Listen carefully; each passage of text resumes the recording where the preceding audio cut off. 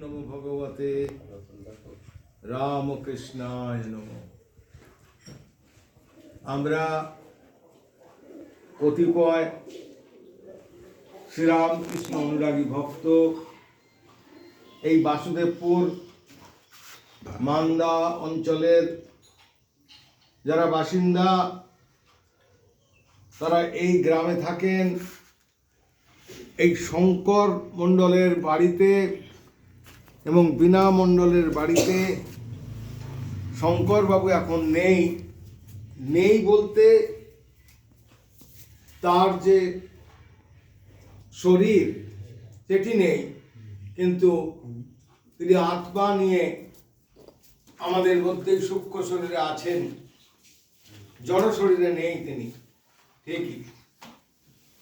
তারই নিজ পুত্র কাজল মণ্ডল বাবু এবং তার পত্নী কুনি মণ্ডল মহাশয়া এবং তার যে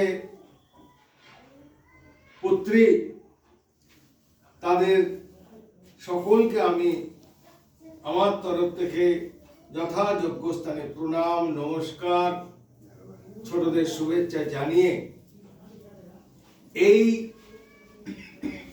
কাজল মণ্ডলের বাড়িতে বেশ কিছু কতিপয় মানুষ, যেমন হরিপদ বাবু,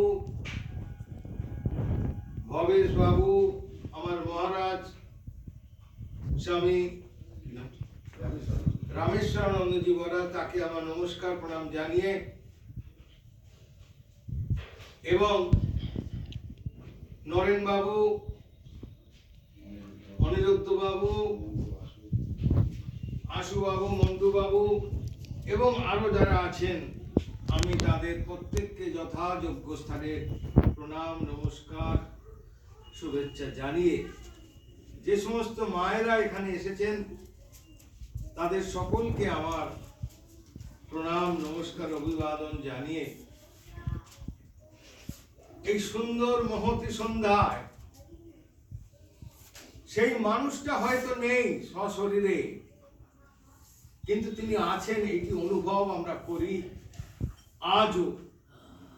এবং প্রতি বছরের মতো এই বছরও তার সুযোগ্য যে সন্তান কাজল বাবু, তিনি আজকে এই অনুষ্ঠানটি রেখেছেন। এখানে পরম পুরুষ, পরম কারণিক, অবতার পুরুষ, জ্ঞান পুরুষ, বেদ পুরুষ, এই যুগের শ্রেষ্ঠ মহামানব যিনি, এই বাড়িতে আজকে পূজিত হলেন, আরতি হলো। আমাদের মহারাজ তিনি বক্তব্য রেখেছেন ঠাকুরমা স্বামীজির ওপরে, হরিপদ বাবু বলেছেন, ভবেশ দাও বলেছেন, এবং মা শ্রী মা সারদা দেবী তিনিও এখানে রয়েছেন, পূজিত হলেন। যোগাবতার স্বামী বিবেকানন্দজি তিনিও আছেন, তাকেও পূজা আরতি মহারাজ সবকিছুই করেছেন। তো আমরা বেশ কিছুক্ষণ ধরে কীর্তন শুনছিলাম, শুনতে শুনতে আমি বিহ্বল হয়ে পড়েছিলাম। এত ভালো লাগছিল আমার, সেই কথামৃতে ঠাকুরের কথাগুলো মনে হচ্ছিল। ঠাকুর কীর্তন শুনতে অতি ভালোবাসতেন। দক্ষিণেশ্বরে এমন কোনো দিন ছিল না যে ঠাকুর কীর্তন শোনেননি। আর ঠাকুর কীর্তন শুনতে শুনতে মাতো আরা হয়ে যেতেন। একটা জায়গায় আছে কথামৃতে, আমরা যারা পড়েছি, যারা শুনছি, যারা পড়ছি, আগামী দিনে যারা পড়ব, তারা ওই জায়গাগুলো যখন আমরা শুনি বা পড়ি, ঠাকুর বলছেন, কথামৃতে আছে, গানে আছে, বলছেন, যেমন নরেনবাবু গাইছিলেন, এত সুন্দর ব্যাখ্যা করে বলছেন, নিতাই আমার মাতা। ঠাকুর বলছে কথা বলতে আছে, হাতিটা ঠাকুরের আর বেরোচ্ছে না, তিনি বিহ্বল হয়ে পড়েছেন, কীর্তনে তিনি মাতোয়ারা হয়ে পড়েছেন। তাই আমার এত ভালো লাগছিল নরেনবাবুর ওই গানটি শুনে আর ওই ব্যাখ্যাটি শুনে। আমার তো বার মনে হচ্ছে এবং হয়েছে, ঠাকুর এই কীর্তন শুনেছেন। এটি ধন্য যারা আজকের এই অনুষ্ঠানটি এই বাড়িতে করেছেন, আমাদের কাজল মণ্ডল মহাশয় এবং মহাশয়া এবং তার সুযোগ্য পুত্রীগণ, আমি তাদের প্রত্যেককে নমস্কার অভিবাদন জানাই। যে আজকে এই যে কীর্তনের দলটি 5 জন 6 জন এই যেটি রয়েছে, আমি যেখানেই যাই এরাও যায়, আমরা খুব পরিচিত। ঠাকুরের কথায় বলছি পরে, বলছে এই কীর্তন শুনতে শুনতে ঠাকুর একেবারে বাহ্যজ্ঞান শুদ্ধ হয়ে যেতেন, কোথায় যে তিনি চলে যেতেন কেউ জানে না, সমাধি অবস্থায় পৌঁছে যেতেন। তো আজ আমার সেটি মনে হচ্ছে এই কীর্তন শুনতে শুনতে নরেনবাবুর গলায় এবং আশুদার খোল এবং অন্যেরা গলা মিলিয়ে যে সমস্ত গান করছিলেন, সত্যি প্রণিধানযোগ্য, সত্যি প্রশংসাযোগ্য। আমার মনে হলো, আবার বলছি, ঠাকুর মা স্বামীজি শুনেছেন এবং তারা শুনছেন। এটি একটি আমার মনে হলো, আর এত সুন্দর একটি পরিবেশ। স্বামীজি বারবার বলছেন, টাইম স্পেস বারবার বলছেন, সময় কালের খুব দরকার। এটি সেই সময় যেখানে ভগবত প্রসঙ্গ আমরা করতে পারি। এই যে ভগবানের আবেশ, ভগবান তো সব জায়গায় আছে, সর্বং খলু ইদং ব্রহ্ম গীতায় আছে, সব জায়গায় ঈশ্বর আছে, ব্রহ্ম আছে। তো আমি একটু, আমার হঠাৎ রাস্তায় আস্তে আস্তে মনে হলো, এই মাসেই তো আমাদের পরমারাধ্যা মায়ের জন্মদিন, তিথি পূজা আমরা পালন করতে চলেছি 22শে ডিসেম্বর, খুব সম্ভবত, if I am not wrong. সেই মা আমাদের করুণাময়ী, আমাদের স্নেহময়ী, আমাদের জ্ঞানময়ী মা সারদা দেবী, স্বয়ং জগদ্ধাত্রী তিনি, স্বয়ং কালী। তিনি নিজে মুখে বলছেন, আমি কালী, আমি জগদ্ধাত্রী। এই মায়ের জীবনী যদি আমরা পড়ে থাকি, যদি আমরা পর্যালোচনা করে থাকি, যদি আমরা বিশ্লেষণ করি মাকে নিয়ে, যদি আমরা গবেষণা করি শিশু মাকে নিয়ে, তাহলে আমরা দেখতে পাব মায়ের এই যে গৃহী জীবন, তিনি আমাদের সমস্ত মানুষকে, সংসারী মানুষকে শিক্ষা দিচ্ছেন। ঠাকুর বলেছিলেন কলকাতায়, দক্ষিণেশ্বরে বলেছিলেন যে দেখছি কলকাতার লোক পুরো পোকার মতো কিলবিল করছে, তুমি এদের একটু দেখো। মাকে বলছে, আর মা বলছে, আমি তো মেয়ে মানুষ, আমি কি করে এদের দেখবো, পুরুষ মানুষদের? না না, আমার পক্ষে সম্ভব হবে না।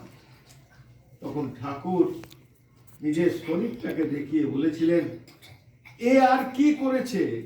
এই জগতের জন্য বাকি কাজ সব তোমায় করতে হবে। সেই জন্যই যেন ঠাকুর মাকে রেখে গেলেন, মাকে তৈরি করলেন। কিভাবে সলতেটা করতে হবে, কিভাবে একটা কষ্ট করে একটা জীবনকে তৈরি করতে হবে, সেটি ঠাকুর মাকে শেখালেন। প্রথম শেখাচ্ছেন দক্ষিণেশ্বরে, তারপরে যখন ঠাকুরের যেখানে যেখানে শরীর খারাপ হয়েছে সেখানে সেখানে মা গেছেন সেবা করার জন্য। ঠাকুর বলছেন, কি অদ্ভুত প্রশ্ন, যেটা আমাদের সংসারে সমস্ত স্বামী স্ত্রীর মধ্যে ঘটে থাকে, সেটি ঠাকুর মনে করিয়ে দিচ্ছেন। যদি আমরা গবেষণা করি তাহলে বুঝতে পারবো এই কথাগুলো। সামান্য একটা কথার কথা, তুমি কি আমাকে সংসারে টেনে নিতে এসেছো, অর্থাৎ ফিরিয়ে নিয়ে যেতে এসেছো? ঠাকুরের প্রশ্ন। আহা, মা বলছেন, না গো, আমি তোমার আধ্যাত্মিক পথে, তোমার ঈশ্বর পথে সহায়ক হতে এসেছি। নানান কথা, নানান প্রশ্ন, ব্যাখ্যা দিয়ে ঠাকুর মাকে শেখাচ্ছে। ঠিক এমন সময় ভগবান শ্রীরামকৃষ্ণদেব তখন মা কালী যে মন্দিরে আছেন, সব সময় তিনি মা মা করে বেড়াচ্ছেন। গঙ্গার পাড়ে তিনি মুখ ঘষরে ঘষরে কাঁদছেন যে মা, আজকে আরেকটা দিন চলে গেল মা, তোকে তো আমি দেখতে। এই যে আরতি, এই যে ব্যাকুলতা, এটি আমরা আমাদের জীবনে করতে পারিনি এখনো অবধি। যারা করতে পেরেছেন বা চেষ্টা করছে, তারা এগিয়ে যাচ্ছে সেই পথে। শ্রীরামকৃষ্ণ দেখিয়ে দিলেন যে কিভাবে ডাকতে হয় মাকে। মা কালীর কাছে গিয়ে নাকে তুলো দিয়ে দেখছেন যে তিনি কি জীবন্ত না একটা মাটির। অদ্ভুত। বলছে, মৃন্ময়ী থেকে চিন্ময়ীতে রূপ দিলেন ভগবান শ্রীরামকৃষ্ণদেব। এমনটি ধারা, এমনটি প্রবাহ আমাদের পৃথিবীর বুকে, আধ্যাত্মিক বুকে আজ পর্যন্ত কোন অবতার, জেনে রাখুন, কোন অবতার, কোন মনীষী কেউ করতে পারেনি। এই মা কালীকে যে ডাকা, যে তিনি জীবন্ত, তার মধ্যে প্রাণ আছে, তার মুখে মিষ্টি দিচ্ছে আর নিজে মিষ্টি খাচ্ছে, এটা ভাবা যায় না। এই কথাগুলো যখন আমরা বলি, বলার চেষ্টা করি, যখন আমরা অনুধাবন করার চেষ্টা করি, বিশ্লেষণ করার চেষ্টা করি, আমরা গবেষণা করার চেষ্টা করি, আমরা ভাবতে যখন ভাবি, ঠাকুর বলছেন, ভাবিলে ভাবের উদয় হয়। যদি ঠিক ঠিক ভাবনা আসে আপনার ঠাকুর মায়ের প্রতি, দেখবেন আপনি কতটা এগিয়ে গেছেন। সেই মাকে তিনি পুজো করলেন, ষোড়শী পুজো। তৎকালীন কালে ফলহারিণী কালী পুজো দিনে ভাবতে পারেন, ভাবা যায় না। এটা আমরা যারা মায়েরা আছি, আমরা যারা পুরুষ মানুষরা রয়েছে, আমার দাদারা আছেন, বয়োজ্যেষ্ঠ মানুষরা রয়েছেন, কেউ ভাবতে পেরেছি না, পারবো না, পারি যে নিজের স্ত্রীকে কেউ ফুল দিয়ে পুজো করতে। এটা ভোগ্য বস্তু। যেটি ভোগ্য বস্তু, তাকে ভোগ না করে তাকে হে ত্রিপুরেশ্বরী বালে বলে ঠাকুর পুজো করছেন। সেই দিন থেকে এই ভারতবর্ষের বুকে, এই আধ্যাত্মিক জীবনের বুকে তিনি এঁকে দিয়ে গেলেন, মাতৃভাবের জাগরণ করে দিয়ে গেলেন মাকে পুজো করে, যা পৃথিবীর বুকে ইতিহাস হয়ে রইল। আর কোন অবতার আজ পর্যন্ত এই 4টে যুগ হয়ে গেছে, চলছে কলিযুগ।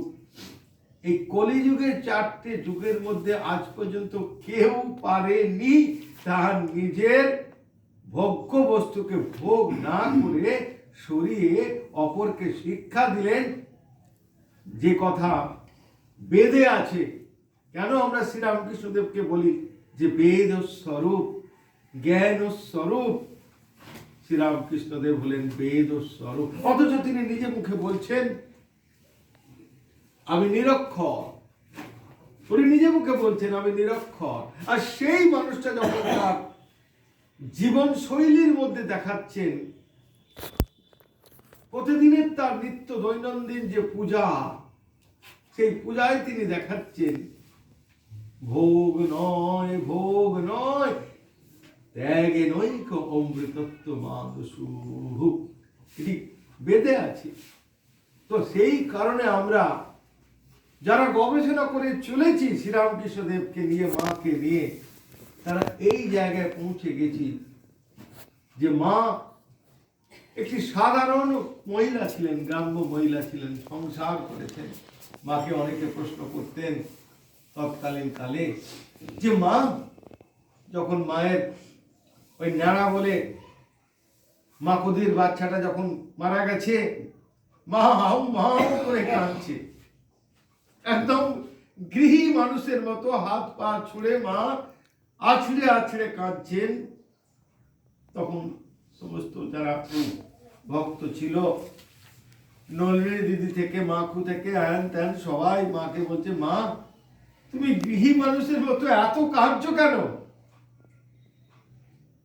বাপ রে বাপ, সেই জায়গাগুলো যদি আপনারা পান, একটু পড়ে দেখবেন, একটু অনুধাবন করার চেষ্টা করবেন, একটু বিশ্লেষণ করার চেষ্টা করবেন, আনন্দ পাবেন।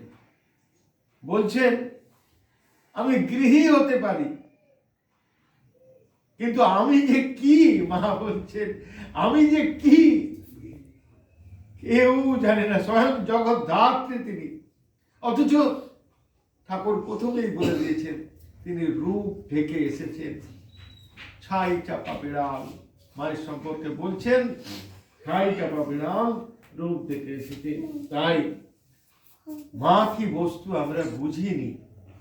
বাবুরাম মহারাজ বলছেন আমরা যে জিনিসটি হজম করতে পারি না, যে জিনিসটিকে নিয়ে আমরা চিন্তা করতে পারি না, আমরা বিশ্লেষণ করতে পারি না, মাকে নিয়ে আমরা সব মায়ের কাছে ঠেলে দিচ্ছি।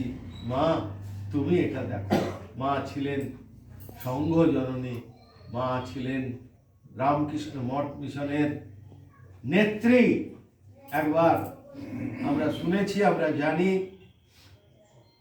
তখন কলকাতায় প্লেগ, স্বামী বিবেকানন্দ তখন সেই প্লেগে আমাদের সেই মহিলা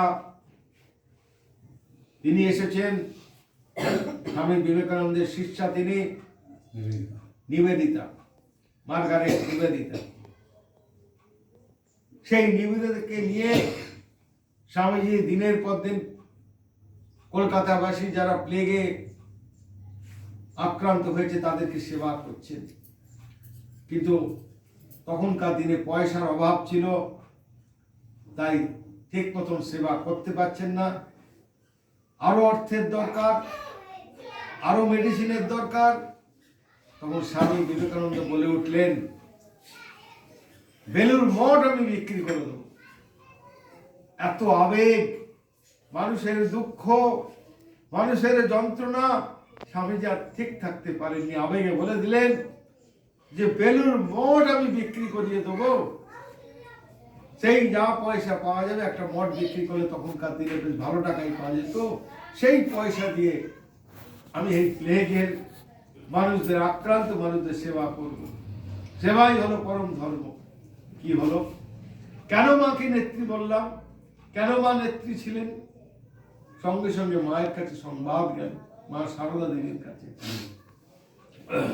দৃঢ় কণ্ঠে মা বললেন, কি অদ্ভুত কথাগুলো বলছেন, নরেন কি মঠের ট্রাস্টি? নরেন কি জেনারেল সেক্রেটারি? নরেন কে? যে নরেনের কথা শুনে আমাদের কাজ করতে হবে? পরিষ্কার বলছেন কে? সেই নরেন্দ্রনাথ। কোন নরেন্দ্রনাথ?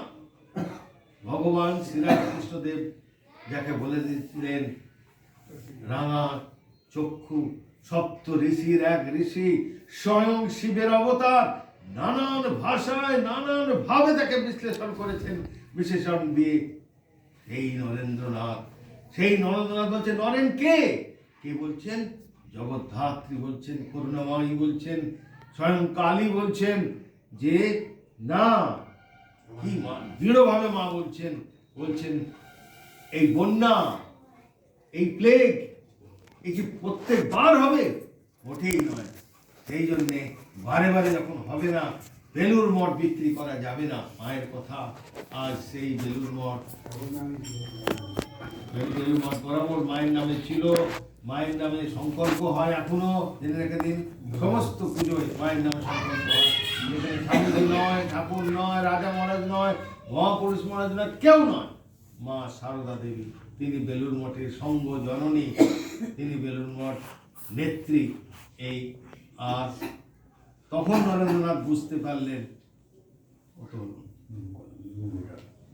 তখন নরেন্দ্রনাথ বুঝতে পেরেছেন যে আমি কতটা ভুল করেছি। মায়ের কাছে সাষ্টাঙ্গ প্রণাম করে গিয়ে বলছেন, মা আমায় ক্ষমা করুন। সেই নরেন্দ্রনাথ আবার যখন মায়ের কাছে গেছেন প্রণাম করতে, যে মা আমাকে মুলুকে যেতে হবে, মা বললেন যাও বাবা। মা নির্দেশ দিলেন যাও বাবা। আর এদিকে সেই নরেন্দ্রনাথ, স্বামী বিবেকানন্দ গেলেন আমেরিকায়, সেটা আমরা সবাই জানি। যে শ্রীরামকৃষ্ণদেব মাতৃভাবের জাগরণ করেছিলেন, আমরা জানি, তার বইতে, তার জীবনীতে যদি আমরা পড়ি, সেই নরেন্দ্রনাথ করলেন কি? আমেরিকায় গিয়ে বললেন একটি কথা, sisters and brothers of America. কেন বললেন সিস্টার অ্যান্ড ব্রাদার্স? কিন্তু ব্রাদার্স অ্যান্ড সিস্টার সবাই তো তাই বলেছে, যে ব্রাদার্স অ্যান্ড সিস্টার। কিন্তু নরেন্দ্রনাথ বললেন, স্বামী বিবেকানন্দ বললেন সিস্টার্স অ্যান্ড ব্রাদার্স অফ। কেন? সেই মাতৃভাবের যে জাগরণ তার গুরুদেব করে দিয়ে গেছেন, সেইটি প্রভাব খাটালেন স্বামী বিবেকানন্দ। পৃথিবীর বুকে যেখানে বিশ্ব ধর্ম সম্মেলন হয়েছিল, সেই জায়গায় উনি বোমটা ফাটালেন, যে sisters and brothers of America. এটি আমাদের কাছে একটি প্রণিধানযোগ্য। যাই হোক, ঠাকুর মা স্বামীজির কথা যেন একটি সমুদ্র, মহাসমুদ্র। সেই সমুদ্রে আমরা সবাই অবগাহন করছি, যে যেমনটি পারছি ঠাকুরকে ধরার চেষ্টা করছি। যেটি উপনিষদে রয়েছে, অন্ধনৈব নিয়মান জাতন্দাহ, মানে একটি অন্ধ মানুষ সে যেভাবে এগিয়ে যায়, আর একটা অন্ধকে নিয়ে সে যেতে পারে না, সে নিজে অন্ধ। তাই আমরা আধ্যাত্মিক জগতে কেউ জানতে পারিনি, এখনো জানতে চেষ্টা করছি ধর্ম কি, আমাদের কিভাবে চলতে হবে আমরা জানি না। তাই আমাদের সকলকে নিয়ে আমরা চলতে পারছি না, এগিয়ে যেতে পারছি না। তাই সবসময় মনে রাখতে হবে, ঠাকুর মা স্বামীজি যার যাকে ভালো লাগে, যে দেবতাকে ভালো লাগে, সেই দেবতাকে নিয়ে এগিয়ে যেতে হবে আমাদের নির্দিষ্ট লক্ষ্যে। আমাদের নির্দিষ্ট লক্ষ্য হচ্ছে ঈশ্বর লাভ। ভগবান শ্রীরামকৃষ্ণদেব বলেছেন যে মনুষ্য জীবনের উদ্দেশ্য ঈশ্বর লাভ। এইটি ভেবে আমাদের হরি, যে গোবিন্দ হরি চৈতন্যদেব সেই একই কথা বলছেন, নামের রুচি। আমরা যদি সেই নামের রুচি রাখতে পারি, আমরা যদি গোবিন্দকে চিন্তা করতে পারি, যে গোবিন্দ সেই শ্রীরামকৃষ্ণ, তিনি নিজে মুখে বলে দিয়ে গেছেন যে রাম, যে কৃষ্ণ, ইদানিং এই কালে, এই যুগে ভগবান শ্রীরামকৃষ্ণ। তাই বলি, কারুর মধ্যে কোনো সংশয় থাকা উচিত নয়, কোনো বিদ্বেষ থাকা উচিত নয়, কোনো হিংসা নয়, কোনো দেশ নয়, কোনো মারপিট নয়। একে অপরের প্রতি সহায়তা, ভালোবাসা। স্বামীজি বারবার বলছেন মানুষকে ভালোবাসো, মানুষই দেবতা। বলছেন মানুষই দেবতা। আমরা পশু ছিলাম, পশু থেকে আমরা মানুষে পরিণত হয়েছি। এই মানুষ থেকে আমাদের দেবত্বে যেতে হবে। সেই দেবত্বে যেতে গেলে যে যে পন্থা আমাদের জানা আছে এবং উপনিষদ এবং গীতায় লেখা আছে, সেইটি যদি আমরা করে যেতে পারি তাহলে আমরা এগিয়ে যেতে পারবো আমাদের লক্ষ্যে। এই বলে ঠাকুর মা স্বামীজির রাতুল চরণে আমার ভক্তিপূর্ণ প্রণাম নিবেদন করে মহারাজ এখানে আছেন তাকে নমস্কার প্রণাম জানিয়ে, আবার বড় বড় গুরুজন যারা রয়েছেন তাদের সকলকে যথাযোগ্য স্থানে প্রণাম জানিয়ে, এই বাড়ির যিনি কর্তা কাজল মন্ডল মহাশয়কে এবং তার স্ত্রী টুনি মহোদয়কে আমার নমস্কার, আমার অভিবাদন, তার পুত্রদের আমার শুভেচ্ছা জানিয়ে আমি এইটুকু বক্তব্য বলে